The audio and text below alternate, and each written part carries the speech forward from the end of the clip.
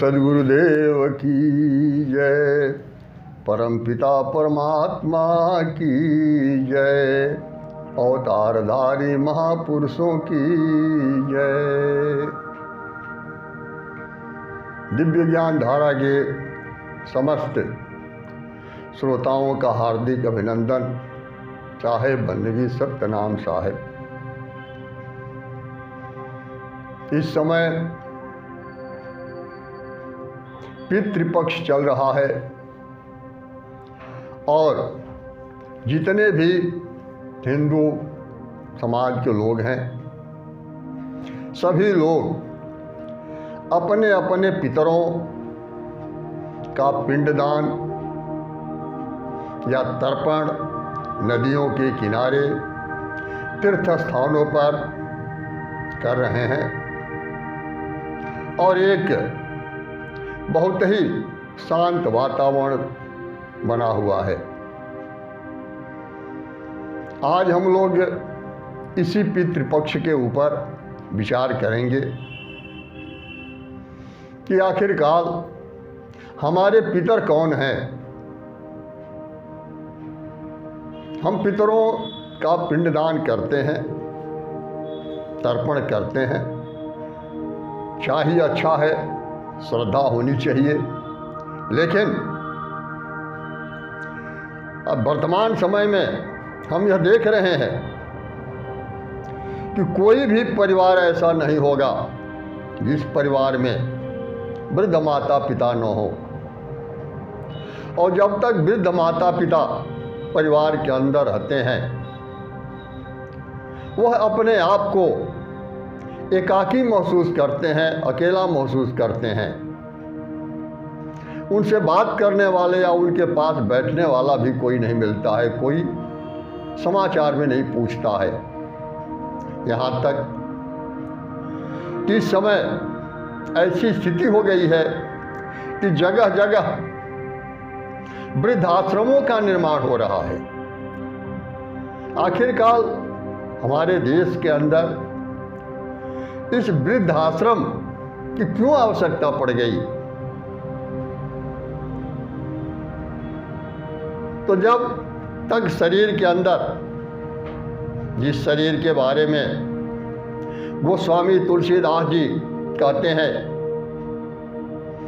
कि क्षितिजल पावक गगन समीरा, क्षितिजल पावक गगन समीरा, पंचरचित यह अधम शरीरा, पंचरचित यह। इस शरीर को अधम शरीर कहते हैं। तो क्या यह शरीर ही हमारा पितर है? क्योंकि जब तक शरीर के अंदर चेतन जीव मौजूद है, तब तक इसका कोई महत्व नहीं है। और जब यह शरीर छूट जाता है तो शरीर के लिए हम पिंडदान या और सारे कर्मकांड हम करते हैं। तो हमारा पितर वास्तव में है कौन? क्या यह शरीर है? यह चेतन आत्मा है। किसको हम अपना पितर माने? अगर चेतन आत्मा को हम मानते हैं अपना पितर, तो चेतन आत्मा न तो कभी शरीर धारण करता है, वह शरीर नहीं है, शरीर से भिन्न है। शरीर के अंदर वह प्रवेश रहता है, वो शरीर उसका घर है। वह न तो जन्म लेता है और न ही उसकी मृत्यु होती है। वह सच्चिदानंद स्वरूप सदा शाश्वत रहने वाला है। और संपूर्ण सृष्टि के अंदर जितने भी जीव हैं, जितने भी आकृति आदि है, सबके भीतर वह चेतन आत्मा मौजूद है और वह एक है। वह भिन्न भिन्न रूप उसका नहीं है, एक ही स्वरूप है। तो अगर हम उसको मानते हैं तो फिर भेद कहाँ से आ गया? कबीरदास जी कहते हैं कि 184 भरमी के ओ पौ पर अटकाय। 184 भरमी के पौ पर अटकाय। अब की पासा ना पलटे तो 184 जाए। 84 लाख योनियों से भ्रमण करते हुए और तब यह मनुष्य का शरीर हमको मिला है, जिस शरीर के बारे में कहा गया है।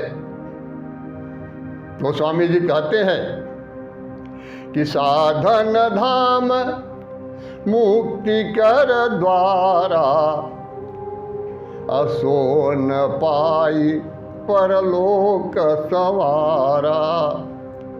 यह मनुष्य का तन ही साधन का धाम है, इसी के द्वारा हम साधन कर सकते हैं। मुक्ति का द्वार इसी के अंदर है। इससे चाहें तो हम अपने आप को पहचान करके, आत्मस्वरूप को जान करके और निज धाम को जा सकते हैं। हम हमेशा हमेशा के लिए आवागमन से मुक्त हो सकते हैं, और नहीं तो फिर 84 लाख योनियों में भटकना पड़ेगा। दूसरी चीज यह है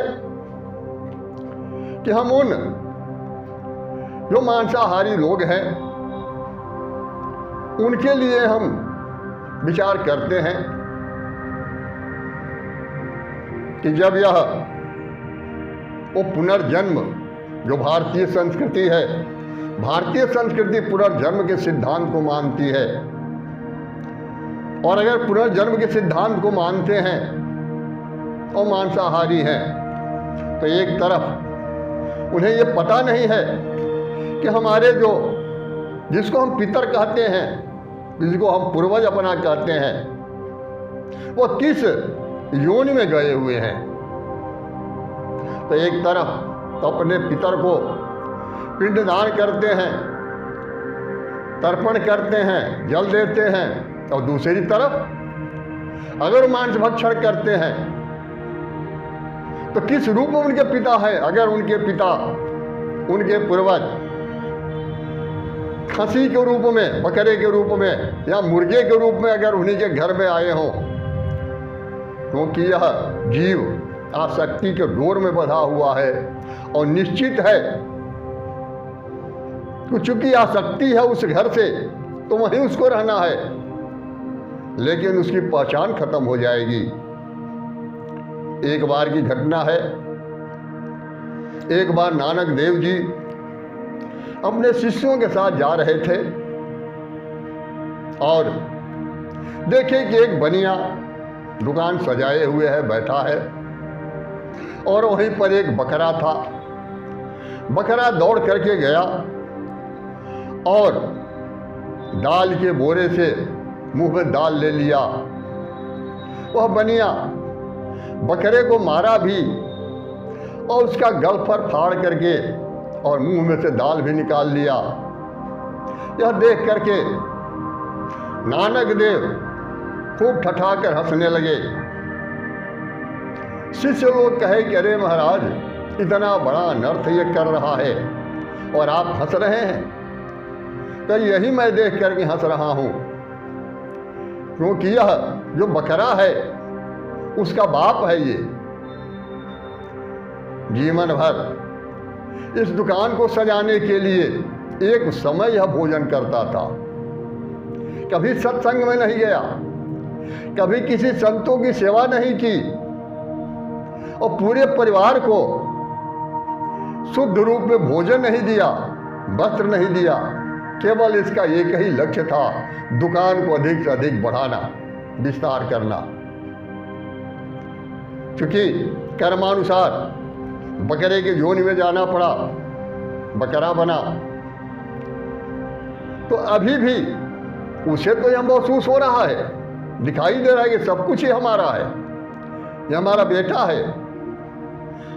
यह दुकान किस तरीके से मैं सजाया हूँ, यह सब उसे याद है। लेकिन वह उसका बेटा क्या जानता है कि यह हमारा बाप है, क्योंकि वो तो बकरे के रूप में देख रहा है। इतना दोस्तों याद रखो कि पशु के को सब कुछ पूर्व जन्म की बातें याद रहती है, तो सब समझता है, लेकिन उसके पास बोलने की वाणी नहीं है। और मनुष्य कल की बात भी भूल जाता है। क्यों? इसका कारण यह है कि अगर जल निर्मल हो, किसी प्रकार की तरंग न हो, और जल में अगर हम अपना चेहरा देखें तो स्पष्ट रूप में हमें अपना चेहरा दिखाई देने लगेगा। उसी तरीके से यह जो बकरा है या जो पशु हैं, उनके मन के अंदर किसी प्रकार की तरंगें नहीं होती। मन बिल्कुल निर्मल होता है, शांत होता है। उसे मोर और तोड़ का भेद नहीं रहता। वो नहीं जानता कि यह हमारा खेत है, हमारे मालिक का खेत है कि हमारे दुश्मन का खेत है। वो कहीं भी अपना पेट भर लिया, उसके बाद बैठ करके पगड़ी कर रहा है। उसको किसी चीज़ से कोई ताल्लुकात नहीं, कल की चिंता उसे नहीं है। लेकिन मनुष्य का मन एक पल के लिए भी ठहरता नहीं है। उसमें अनेक प्रकार के विचारों की तरंगें उठती रहती हैं, जिसका परिणाम यह है कि वह सब कुछ दिखाई नहीं देता उसको, लेकिन उस पशु को स्पष्ट रूप में दिखाई देता है। तो यह स्थिति है हमारी। और हम जो हैं यह जानना चाहते हैं कि एक तरफ अगर हम अपने पितरों के प्रति, अपने पूर्वजों के प्रति हमारी श्रद्धा है, हमारा विश्वास है, तो हर जीवों में, क्योंकि हमें पता नहीं है कि हमारे पिता किस रूप में हमारे घर के सामने मौजूद है, हमारे पास मौजूद हैं, और उसके साथ, हर जीव के साथ हम अच्छा व्यवहार करें।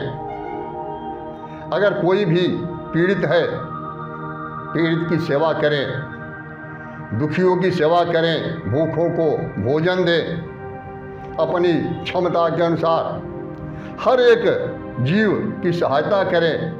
और यह मन में संकल्प कर लें कि आज के बाद से हम किसी भी जीव की हत्या नहीं करेंगे, चाहे कोई भी जीव हो। कुछ लोग यह नारा लगाते हैं कि गौ हमारी माता है। अरे गौ तुम्हारी माता है तो भैंस क्या है? समस्त जीवों के ऊपर दया करो, क्योंकि सब जीवों के अंदर एक ही परमपिता परमात्मा का वास है, और सभी जीव एक समान है। आकृतियाँ भिन्न भिन्न होती है, और जो भी आकृतियाँ हम देखते हैं वो सब की सब आकृतियाँ यहीं रह जाती है। आकृतियों को चाहे कोई भी हो, वह या तो मनुष्य है, हम जला देते हैं, गाड़ देते हैं, फेंक देते हैं, हम करते हैं, लेकिन वह वहीं रहती है। और यह 5 तत्वों से निर्मित है, 5 तत्वों में विलीन हो जाएगा। लेकिन यह जो जीव है वो तो सदा शाश्वत रहने वाला है। इसलिए जीव को पहचानो, अपने आप को पहचानो, क्योंकि यह मौका फिर से मिलने वाला नहीं है। यह मनुष्य का तन बार बार मिलने को नहीं है। इसलिए मनुष्य की तन की सार्थकता इसी में है कि हम समस्त जीवों के प्रति प्रेम, दया, करुणा का भाव रखते हुए अपने आप को पहचाने कि हम कौन हैं। कबीर की एक वाणी है, इस वाणी वो दिखाते हैं कि एक जो सखी है, सखी कहते हैं सिखाने वाली मनोवृत्ति को, तो ससुराल से लौट करके आती है और अपनी दूसरी सखी से, सहेली से वह ससुराल की बात बताती है और उसको सिखाती है। तो कहती है कि करो ना जतन सखी, करो ना जतन सखी, साईं से मिलन की, करो ना जतन सखी, साईं से मिलन की, करो ना जतन सखी। गुड़वा गुड़िया सुप सुपलिया, गुड़वा गुड़िया सुप सुपलिया, तज दे न बुद्धि लड़ी कैया खेलन की, तज दे न बुद्धि लड़ी कैया खेलन की, करुणा जतन सखी, साईं से मिलन की, करुणा जतन सखी। वो कहती है क्या सखी, तुम साईं से मिलने का प्रयत्न करो। यह जो है बाल्यावस्था में हर छोटे छोटे बच्चे गुड़वा गुड़िया का खेल खेलते हैं, सुप सुपली का खेल खेलते हैं, लेकिन सयाना होने पर अगर गुड़वा गुड़िया का ही खेल खेलता रहे तो फिर वह ससुराल में एक दिन भी नहीं टिक पाएगी और वहां से निकाल दी जाएगी। ससुराल उसको कहते हैं जहां निज के देवता निवास करते हैं। और साईं के बारे में भी जो कहा गया कि घट घट मेरा साईं सुनी से जनक होए, बलिहारी घटतास की जा घट प्रगट हो। इस घट के भीतर ही वो साईं भी है, लेकिन जब तक हम गुड़वा गुड़िया का खेल खेलते रहेंगे तब तक उस साईं के साथ हमारा संबंध स्थापित नहीं होगा। अगर साईं के साथ संबंध स्थापित करना है तो गुड़वा गुड़िया का खेल छोड़ना पड़ेगा।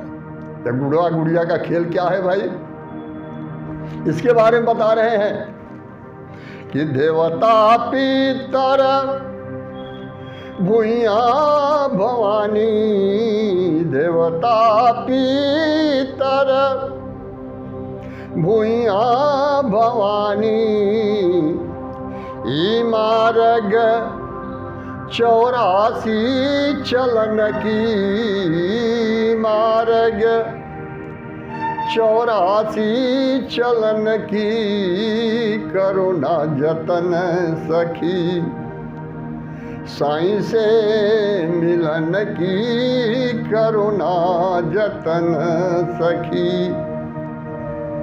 यह देवता पितर यही गुड़वा गुड़िया का खेल है और यह 84 लाख योनियों में जाने का यह रास्ता है। यह मुक्ति का रास्ता नहीं है, यह आत्म कल्याण का रास्ता नहीं है। यह संपूर्ण सृष्टि ही दलीय है, चाहे दिन हो तो रात है, दुख है सुख है, अमीर है गरीब है, धर्म है अधर्म है, पाप है पुण्य है। यह दलीय सृष्टि है, क्योंकि दो विपरीत गुण धर्मी तत्व जड़ और चेतन के मिश्रण से ही इस सृष्टि की संरचना हुई है। इसलिए संपूर्ण सृष्टि ही दलीय है। यहाँ अवतार भी अनेक हुए हैं, लेकिन कृष्ण स्पष्ट शब्दों में गीता में कहते हैं कि यदा यदा ही धर्मस्य ग्लानिर्भवति भारत अभ्युत्थानम धर्मस्य तदात्मानं सृजाम्यहम्। इस धर्म और अधर्म का बैलेंस बनाने के लिए ही अवतार होता है। अगर धर्म की हानि होती है तो फिर धर्म की स्थापना के लिए अवतार होते हैं।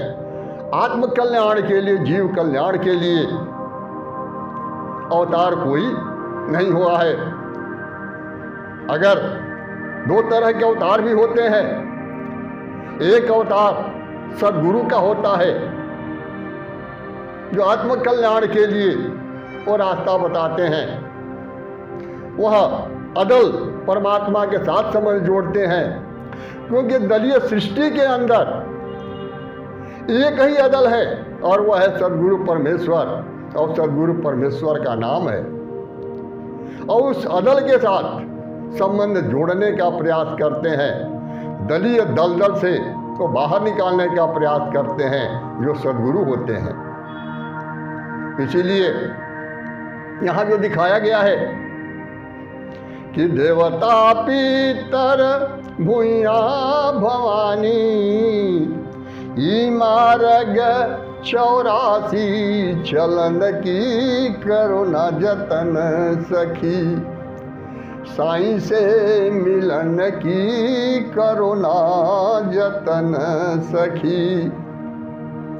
ऊंचा महल अजब रंग बंगला, ऊंचा महल अजब रंग बंगला, साईं की सेज वहाँ लागी फूलन की, साईं की सेज वहाँ लागी फूलन की, करो ना जतन सखी, साईं से मिलन की करो ना जतन सखी। इस घट के अंदर भी, इसी के अंदर वो साईं परमात्मा भी विराजमान है। जैसे हम देखते हैं, अभी बताया गया कि सृष्टि दलीय है, और दलीय सृष्टि में जो मध्य भाग है, जैसे हम अन्न देखते हैं, चना है, गेहूं है, जौ है, कोई भी अन्न है, अन्न के ऊपर एक छिलका होता है और छिलके के भीतर दो दालें होती हैं। दोनों दालों के मध्य में वह अंकुर और जड़ होता है। जब हम उसको जमीन के अंदर गाड़ देते हैं, ऊपर का आवरण छिलका जब नष्ट होता फटता है तो दो दालें, यही दो पत्तियां हो जाती हैं, और दोनों के मध्य से अंकुर निकलता है जो ऊपर चला जाता है, और जो जड़ है वो नीचे की तरफ चला जाता है। तो अंकुर तो दिखाई देता है, उसमें फल दिखाई देते हैं, लेकिन नीचे की जड़ दिखाई नहीं देती। वृक्ष भी है तो वृक्षों को दिखाई देता है, ऊपर डाल पात फल फूल सब कुछ दिखाई देता है, लेकिन नीचे की जड़ उसको दिखाई नहीं देती। जबकि चाहे ऊपर कितना हो जल, कोई कितना हो खाद पानी डाले, उससे कोई प्रभाव पड़ने दोगे। जब तक जड़ में खाद पानी नहीं दिया जाएगा तब तक वृक्ष हरा भरा नहीं होगा। उसी तरीके से मनुष्य रूपी मनुष्य भी एक वृक्ष है, जिसके बारे में कहा गया है। तो कहते हैं कबीर कि कोई हरिजन मिटावे हमार खटका, कोई हरिजन मिटावे।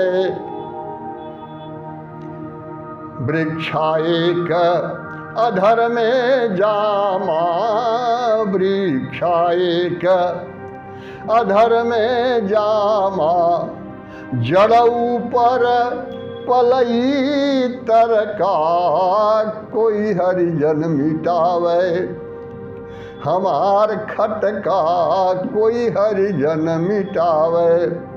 यह मानव वृक्ष ऐसा वृक्ष है किसका डाल पात फल फूल सब तो नीचे की तरफ है, लेकिन इसकी जड़ ऊपर की तरफ है, बुनियाद ऊपर की तरफ है। और जब तक उस बुनियाद में हम नहीं पहुंचेंगे, जड़ में नहीं पहुंचेंगे, तब तक हमारा आत्म कल्याण नहीं होगा। उसी चीज को यहां भी बता रहे हैं कि ऊंचा महल अजब रंग बंगला, और साईं की सेज वहाँ लागी फूलन की, करो ना जतन सखी, साईं से मिलन की करुणा जतन सखी। तन मन धन अर्पण करूं हवा, तन मन धन अर्पण करूं हवा।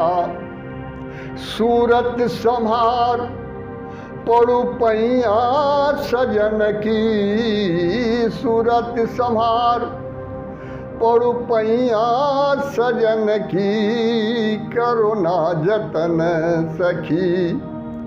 साईं से मिलन की करुणा जतन सखी। कहते हैं कि संपूर्ण समर्पण जब तक हम नहीं कर देंगे तब तक उस साईं से मिलन हमारा नहीं हो सकता। कहे कबीर निर्भय हो हंसा, कहे कबीर निर्भय हो हंसा। कुंजी बता दूं ताला खोलन की, कुंजी बता दूं ताला खोलन की, करुणा जतन सखी। साईं से मिलन की करुणा जतन सखी। तो दिखा रहे हैं कि निर्भय हो जाओ, भय का परित्याग कर दो। जिस दिन हम निर्भय हो जाएंगे उसी दिन वह कुंजी हमको मिल जाएगी कि जब चाहें तब ताला खोल करके और हम साईं के साथ चले जाएंगे वहाँ। क्योंकि जो कहा गया है कि चार दृग महिमंडल रच्यो, चार दृग महिमंडल रच्यो, और रूम साम बिच ढिल्ली। ताय आगे कछु अजीब तमाशा, यम मारे हैं किल्ली। बीच में किल्ली बंद है, ताला बंद है। जब तक कुंजी नहीं मिलेगी तब तक हम उसको खोल नहीं सकते। तो ये चार दृग, दो आँख है, दो कान है।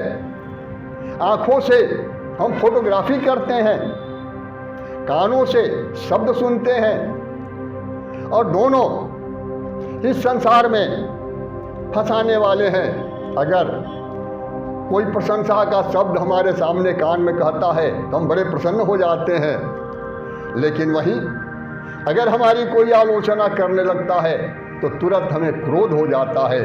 उस समय हम सहज भाव में नहीं रहते।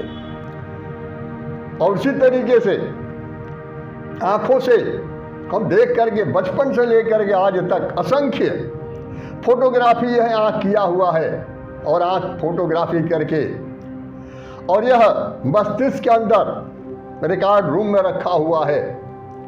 और आज भी अगर हम कोई सामने आता है, हम देखते हैं तो वर्तमान के फोटो पुराने फोटो से और मिलान करते हैं, तब सोचते हैं कि शायद ये वही आदमी है।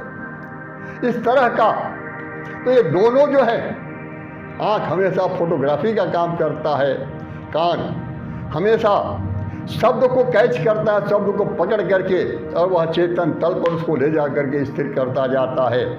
और यही दो जो है सशक्त माध्यम है इस जीव के बंधन के लिए। इसलिए हम इसको समझते हुए और आगे की तरफ अपना यात्रा शुरू करें, तथा साथ ही साथ हर जीवों के अंदर एक ही हमारा निवेदन है कि अगर हम अपने पितरों से प्रेम करते हैं, अपने पूर्वजों से प्रेम करते हैं, तो प्रत्यक्ष रूप में जब तक माता पिता जीवित हैं, जब घर में कोई वृद्ध है तो वृद्ध की सेवा करना ही हमारा मुख्य धर्म है। क्योंकि ये जो कहा गया है कि अभिवादनशीलस्य नित्य वृद्धोपसेविनः चत्वारि तत्र वर्धन्ति आयुर्विद्या यशो बलम। तो स्वतः ये चार बढ़ जाते हैं। इसलिए यह टिफिन सिस्टम वहाँ पर नहीं है कि हम यहाँ से भेज देंगे अपने पूर्वजों के पास पूर्वज अगर हम किसी भी प्राणी को, किसी भी जीव की सेवा करते हैं तो इसके माध्यम से चाहे किस जोनि में हमारे पितर हों वहाँ आनंदित होंगे और खुशहाल होंगे। इसी के साथ सत्यनारायण साहिब।